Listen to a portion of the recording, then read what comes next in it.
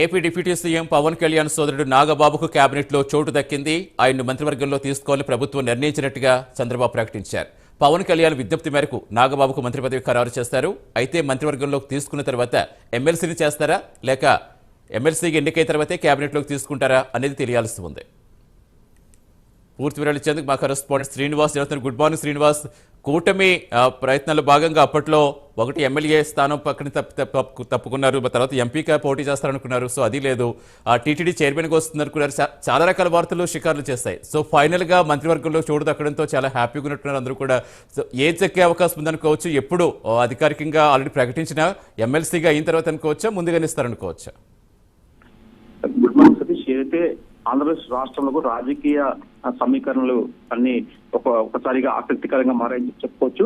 Janasena party అధినేత deputy CM Pawan Kalyan సోదరుడు కొనదెల నాగబాబు కూడా అతను జనసేన పార్టీ తరఫున కూడా చాలా రోజులుగా తెరవెనుక ఉంటూ కూడా రాజకీయాలు చేస్తున్నాడు. పార్టీ కోసం చాలా కాలంగా ఆయన కష్టపడుతున్నాడు. అయితే ఈ నేపథ్యంలో నాగబాబుకు మటు గత కొద్ది కాలంగా ఎన్నికల సమయంలో ఎమ్మెల్యే టికెట్ ఇస్తామని చెప్పేసి జోరుగా ప్రచారం జరిగింది. దాని తర్వాత కూడా ఎన్నికలు మిగతాగా తాజాగా చూసుకుంటే రాజ్యసభ సభ్యత్వానికి అతను కూడా ఎంపిక చేస్తామని చెప్పేసి కూడా ప్రచారం జోరుగా సాగింది. అయితే మరోవైపు చూసుకుంటే టీటీడీ చైర్మన్ కూడా నాగబాబు పేరు ప్రముఖంగా ప్రచారంలోకి వచ్చింది. అయితే ఈ నేపథ్యంలో కూడా ఆ మూడు కూడా కాదని కూడా అతను స్వయంగా నాగబాబు కూడా అతను ఖండించడం జరిగింది. దాని తర్వాత కూడా ఇటీవల జరిగిన పరిణామాల నేపథ్యంలో, ఇటీవల జరిగిన రాజకీయ పరిణామాల నేపథ్యంలో ఇటీవల డిప్యూటీ సీఎం పవన్ కళ్యాణ్ ముఖ్యమంత్రి కూడా ఆయన ఇంట్లో నివాసంలో కలిశారు. ప్రత్యేకంగా దాదాపు గంటన్నర పాటు కూడా ఇద్దరి మధ్యన చర్చ జరిగింది.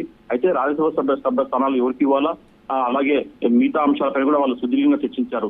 అటువైపు తీసుకుంటే బీజేపీ అధిష్టానంతో కూడా చంద్రబాబు నాయుడుతో పాటు పవన్ కళ్యాణ్ కూడా చర్చించారు. ఈ నేపథ్యంలో కూడా ఏదైతే 3 రాజ్యసభ స్థానాలు ఖాళీ అయ్యాయో దాంట్లో ఒకటి బీజేపీ తరఫున ఆర్ కృష్ణకి ఇచ్చారు. మిగతా 2 స్థానాలు కూడా టీడీపీకి సంబంధించి కూడా వీర మస్తాన్, అలాగే ఎన్ఆర్ఐకి చెందిన టీడీపీ నేత సానా సతీష్ కూడా ఇచ్చారు. ఈ నేపథ్యంలో జనసేనకు ఇవ్వాల్సిన అంశంపైన చర్చకు వచ్చింది. ఇదైతే జనసేనకు రావాల్సిన స్థానాన్ని వదులుకోవడంతో దానికి ప్రత్యామ్నాయంగా డిప్యూటీ సీఎం పవన్ కళ్యాణ్ కోరిక మేరకు అతని సోదరుడు నాగబాబు కూడా కేబినెట్ లో చోటు కల్పించడం కూడా ఒక నిర్ణయానికి వచ్చారు. దీంతో నిన్న టీడీపీ అధినేత సీఎం చంద్రబాబు నాయుడు కూడా అధికారికంగా ఒక ప్రకటన కూడా విడుదల చేశారు. నాగబాబుని త్వరలో కేబినెట్ లో తీసుకుంటామని చెప్పేసి కూడా అధికారికంగా టీడీపీ ప్రకటించింది. దీంతో అతను కేబినెట్ లోకి కొనదెల నాగబాబు కూడా రావడం, మంత్రివర్గంలో అతను స్థానం కల్పించడం కూడా లాంఛనప్రాయం చెప్పుకోవచ్చు. అయితే నాగబాబుకి ఇప్పుడు సంబంధించి కూడా ఆల్రెడీ ఎమ్మెల్యే స్థానాలు అన్ని ఫుల్ అయిపోయాయి కాబట్టి ఇక అతన్ని ఎమ్మెల్సీగా తీసుకునే అవకాశం ఉంటుంది. అయితే ఎమ్మెల్సీగా తీసుకున్నాక మంత్రివర్గంలోకి తీసుకుంటారా, మంత్రివర్గంలోకి తీసుకున్నాక ఎమ్మెల్సీగా ప్రమాణం చేసే అవకాశం ఉంటుందని చెప్పేసి ఇంకా చర్చించి వాళ్ళు ఒక నిర్ణయం తీసుకునే అవకాశం ఉంటుంది. మొత్తం చూసుకునే మనకు మెగా ఫ్యామిలీ నుంచి మనకి ఇప్పటికే డిప్యూటీ సీఎం పవన్ కళ్యాణ్ ఇప్పటికే ఆయన డిప్యూటీ సీఎం గా కొనసాగుతున్నాడు.